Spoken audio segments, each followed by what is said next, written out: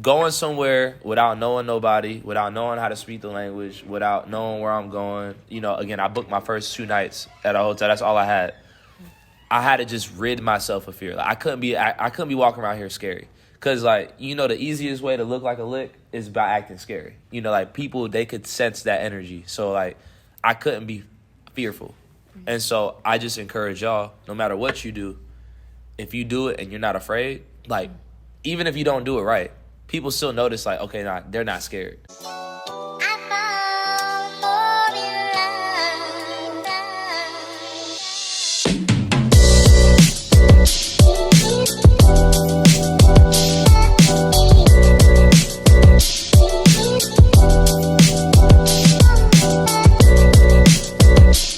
Hey guys, I'm Lydia and I'm here with Julien Virgin. And if you want to go ahead.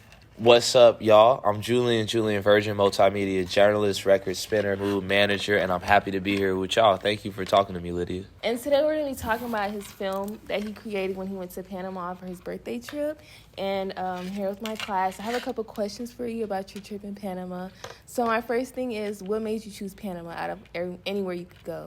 You know what? I wanted to go somewhere that nobody else had gone, that I heard anybody else go. I'm a big proponent of when everybody's going across the street this way, I'm going up. Mm-hmm. And so I was looking on my Maps app on my iPhone, looking around, just kind of seeing.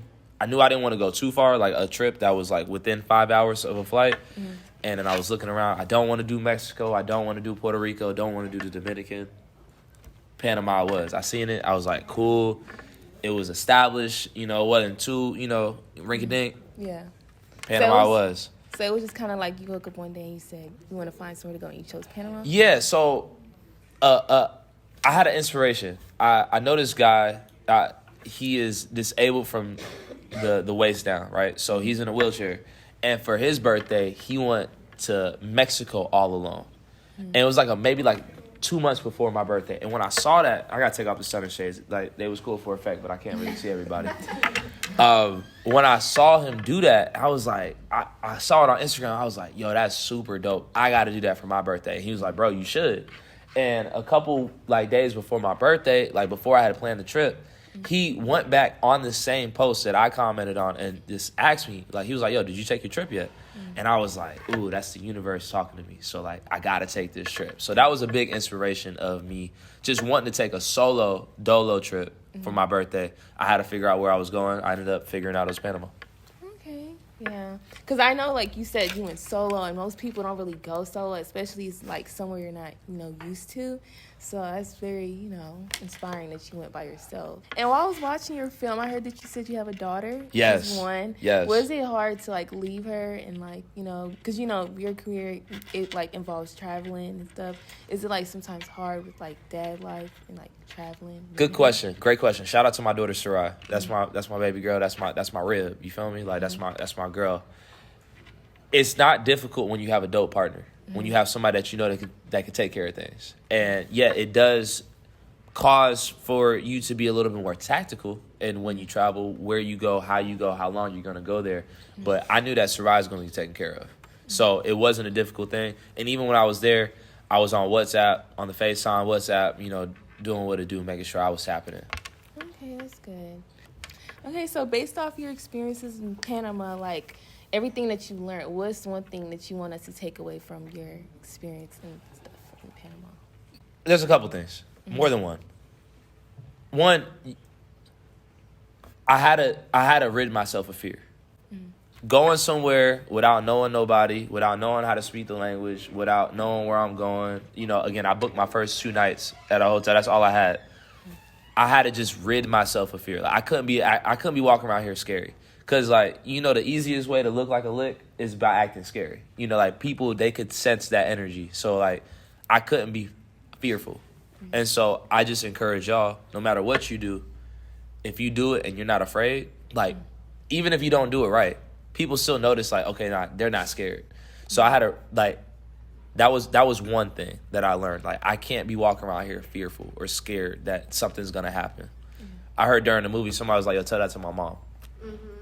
I felt that because, my mom was, putting that, oh, my God, you're going somewhere else. You know, scary people. I'm like, nah, I had to, rid myself of that. And that takes work. You know what I'm saying? Like, that was one thing. The second thing was, even if you don't, like, energy is a language, right? Like, I didn't speak the same language as these people. A lot of people that I ran into. But, like, they felt my energy. They felt like my energy was pure. And they were more apt to help me as I tried to speak their language. They were like, nah, like, little buddy, cool. Like, come on. Like, before I left, I was like, I got to have a couple key phrases, right? And one of those was te quiero mucho, which is I love you a lot. I got a lot of love for you. And so, like, when I would hit people, if I didn't know how to say anything, I'd be like, yo, te quiero mucho. Like, you could just see somebody smile. They'd be like, all right, like, nah, he cool. And so they wanted to help. And so, like, energy is a language. Your body, the energy that you exude is a language that you're speaking. If you have bad energy, you have a bad language that you're speaking. If you have good energy, it's a good language and people want to help you. That's my second thing. My third thing, I just follow my gut. I went with my intuition. Like, wherever, like, my heart told me, like, to go, I went. If my heart told me, like, not to do something, I'd be like, nah, I'm not going to do that. So, like, follow your gut, trust yourself, trust your instinct, trust your intuition, and as y'all see, it just led me into abundance. And I'm glad you spoke on the topic about you not knowing none of their languages, because I really thought you kind of had like a Hispanic descent or something. Because like when you were communicating with them in the film, you're fluent, kind of, I guess I would say. And I was just kind of thought that you kind of had like some type of Hispanic. Not at all. Not at all. I wasn't fluent. Again, I knew a couple of things. However, this whole energy is a language thing. When they saw that I wasn't even trying to speak the language, they would help me, learn more words. And, like, I would be trying to say something and be like, no, you say it like this. And so, I spent 5 days, 4 nights out there.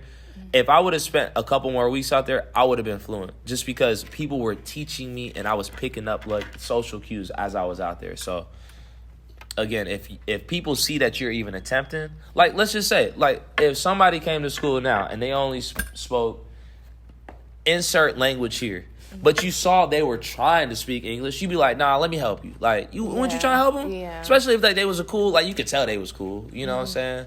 Yeah. So that's what I was on. Okay. So, I know you mentioned, I think their name was, like, Lizbeth and Nestor. Yeah, like, are you still in contact with them? Like, I know you said you built a friendship and stuff. Yeah, on Instagram. We be talking on Instagram. And, like, when I told them I was going to put out the movie, they were, like, super excited to, like, see it because they were a part of it. Like, a lot of the people that I met, like, we're still in contact. At the end of the movie, you saw that I hit my Uber driver on WhatsApp. Like, him and I were talking months later. But it just brought me a lot of joy to, like, talk to him. The two ladies that were from Atlanta that I met, like, I invited them to the premiere that I had for the movie. Like, it, we cross paths, and I always want to make sure that we're in contact in some way, shape, or form. Because they made an impact on my life, and, like, boom, like, that right there, I always say, no matter what you're doing, especially, like, in a class like this, like, document what you're doing, because at the end of the day, you're creating your own story. Like, his story, her story. Like, you're creating history. And, like, we made history with those people, and, like, those people will forever be embedded upon my journey. And so will y'all, everybody in this class. So, like, shout out to y'all for just, like, being a part of this situation. And thank y'all for having me. And also, are you, like, working on any projects at the moment? Or, like, are you planning to travel to any new, like, place anytime soon? My job is to tell stories that I like. And so every day I'll wake up and I'll tell a different story. And so right now I'm working on a story. I interviewed my journalism professor from college, somebody that put the battery in my back, like, made me believe that in myself enough to go do something like this. I interviewed him. I announce martial arts fights locally. Like, that's something that I'll do. I'll create that piece of content. I spin records on a weekly basis on Wednesday, Thursday, Friday, Monday, So I'm always working on sharpening my tool in my individual craft. Yeah. Right now, I'm not working on anything like a movie in particular. But as I was sitting here, like, watching this with y'all, I was like, yo, I need to go on a birthday trip every year. Yeah. Like a couple minutes ago, I was sitting there thinking, I was like, I'm going to go every year, I'm going to go on a trip. So I'm still formulating where I'm going to go, but I know is like a place is going to get going. 1,000%. Okay. And like back to like your career like side, how like what made you realize you didn't want to have like a 9 to 5? You wanted to kind of work for yourself and like you know. What made me realize that? There's a couple things. It's a great question, by the way.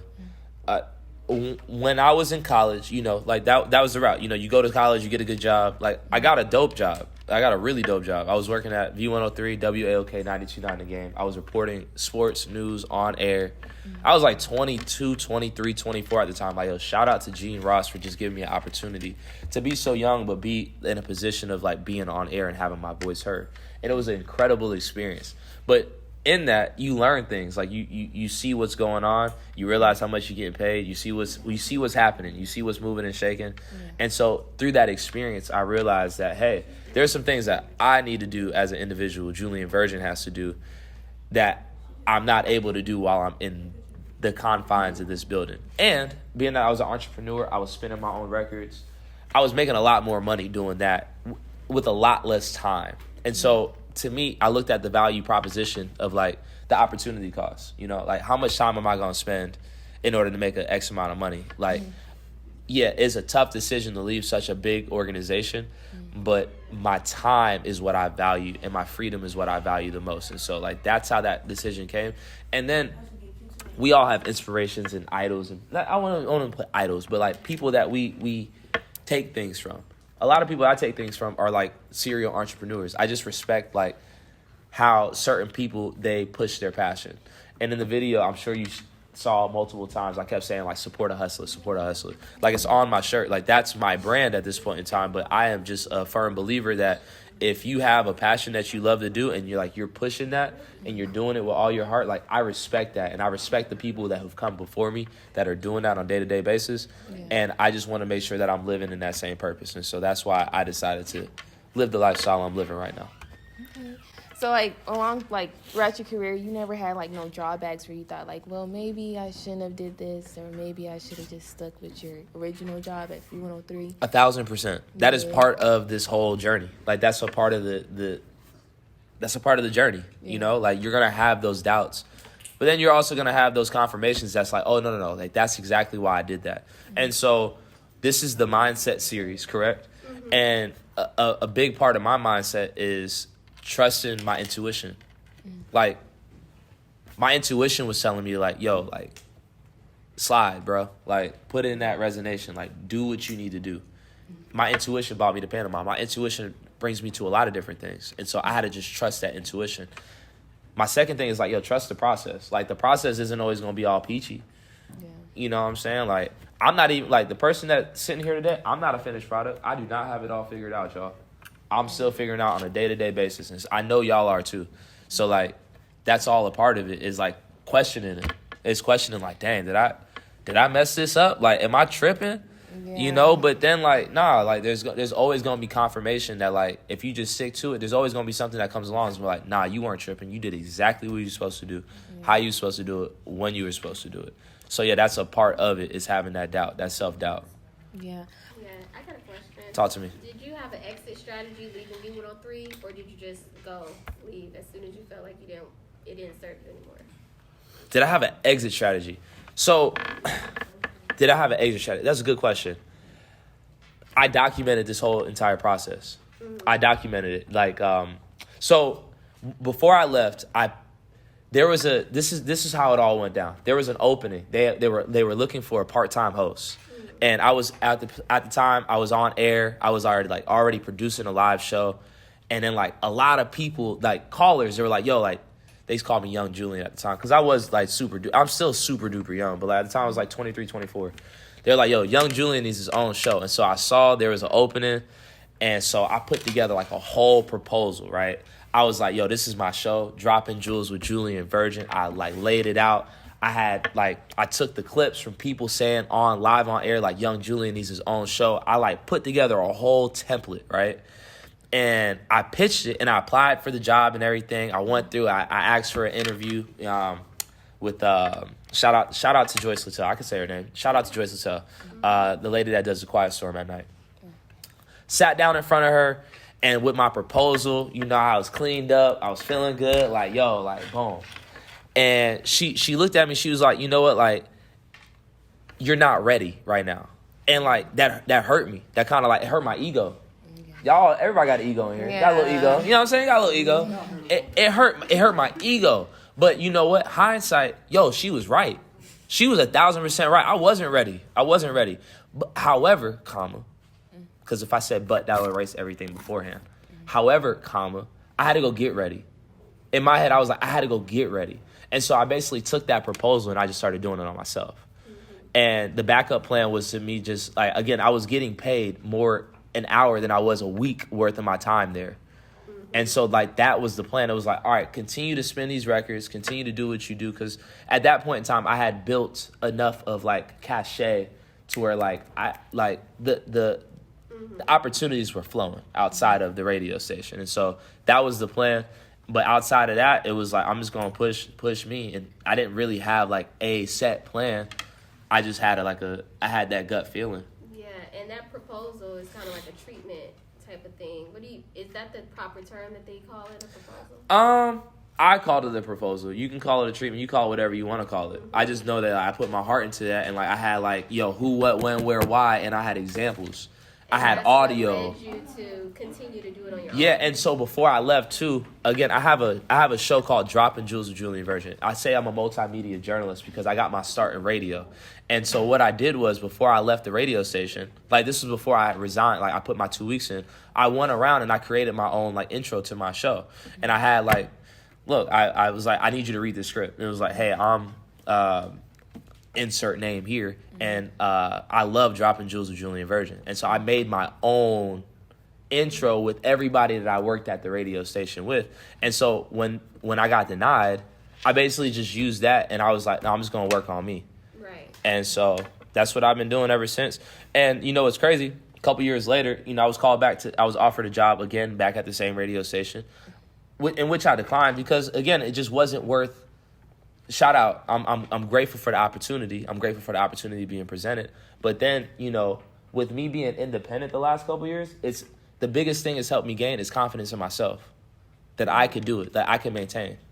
And like when you're confident, I'm sure like we all struggle with confidence issues. Everybody in here, I'm sure there's a little thing that maybe you might not be as confident.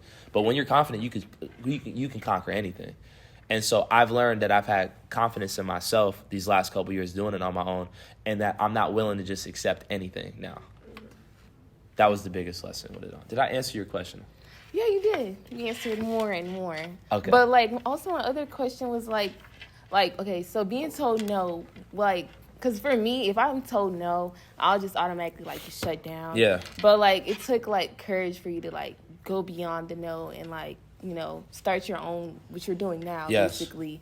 So like how did you do that? Because I know for sure for me, I probably would have took like a little break and like went a little shell before I like branched out and did what you did. No, you know what? Like you and I, we share that same thing. Like I kind of like shelled up for a little bit. I was like hurt. I was in my ego took a sharp dagger, a Will Smith slap. Like my ego got bruised. You feel like an ego death. Word to the internet. I was hurt, but then like I had to realize what I did have, right? I had to realize like what I did have, and then I just had to make a decision. And I recorded this whole process. I resigned, right? I put in my 2 weeks notice. That was on a Friday, and then like the same day I was taking a flight out to Chicago because I was gonna go cover my first UFC fight in Chicago, UFC 236, and I was there like as media on Media Row. But while I was there, like I was basically recording like how I felt, and I had a conversation with my dad about like, hey dad, like I'm about to do this. And shout out to my dad, and shout out to people that you're gonna have in your life that's gonna encourage you to like follow yourself. Like my dad didn't doubt it. Mm-hmm. My dad was like, you sure? And I was like, yeah. And he was like, all right, cool. Like this is time for a new season. And like that helped me kind of get out of that shell. Like, nah, like because my gut was telling me to move. Mm-hmm. And then just like I moved, and then having my dad telling me like, yo, I got you. Like my dad, my best friend. Like if he got my back, I can't lose. That's how I'm moving. Okay. And also, I see that you do YouTube. Like you put your productions on YouTube. Like, do you actively post on there, or is it from time to time? I could be definitely more active, but it's definitely a time to time thing. I had a question last class. my man asked me about growing my YouTube following, and I am removed from the numbers part of it. I'm not worried about how many views I have. I'm not worried about how many subscribers I have. What I'm worried about is about putting out work that I'm proud of. Yeah. Because at the end of the day, like, that's what matters to me. Like, if I'm proud of it, Yeah. so what? You know what I'm saying? Like, yo, I don't care what you think about it. If I feel good about the work that I put out, it's cool. So I could do a better job of being more active, but whenever I do something, it goes on my YouTube. What's up, brother? So you're saying you don't really care about the numbers part. So like me being a creative, like I do like I have the same energy too, but like were you always like that, or did you have to do something to get to that point? That's a great question as well. I feel like that's always been a journey of like removing yourself from like that satisfaction, like the competition. That's what it is. It's a competition for views and likes and shares. Is it like I had to realize I'm no longer competing. I'm not competing with you. I'm not competing with that person. Like I'm running my own race. I'm in my own lane, and like that was what's most important for me. And so yeah, it was an evolution, but I'm here now. I'm here now, and like yeah, I don't care. Yeah. But it definitely was something that like I had to get over, because you know at first you always looking at that view count, you looking at your like count, you looking at your share count, but then you realize like people, they could talk all day about how much they support you. There's only certain people that's like really gonna be in your corner. Yeah. Yeah. Just to close it all up, like, what do you want us to take away from like your experience and just like your career and what you learned so far in your journey? I want y'all to know that y'all have the tools right now. You have everything you need right now in order to be successful. I'm looking at everybody now because I just want y'all to know, like, you have everything you need right now in order to do what you love to do and be successful. Don't let nobody tell you anything differently. Like, if you want to do it, it's not going to start off all pretty. It's not going to be the finished product, but it's about the journey. It's about the process. And, like, trust the process, trust your intuition, trust your gut, and just know it's going to work out. So, like, y'all have everything you need right now in order to be successful. It don't have to be the most fanciest stuff, but, like, you can do it. You can put it together. I shot that entire movie on my iPhone. My iPhone 8 at that. Some of y'all walking around here with 13s. Quality was good. 13, you know what I'm saying? Like, I shot that on my iPhone 8. I thought it was a real camera, like a camera. I shot that on my iPhone 8. You know what I'm saying? Like, y'all have everything you need right now in order to be successful. Continue to ask questions, be curious, but just like follow your heart, follow your passion, and show love, man. Like, it's really free to show love. You ain't gotta be mad. You ain't gotta be angry all the time. Show some love. Thank Boom. you. Yeah.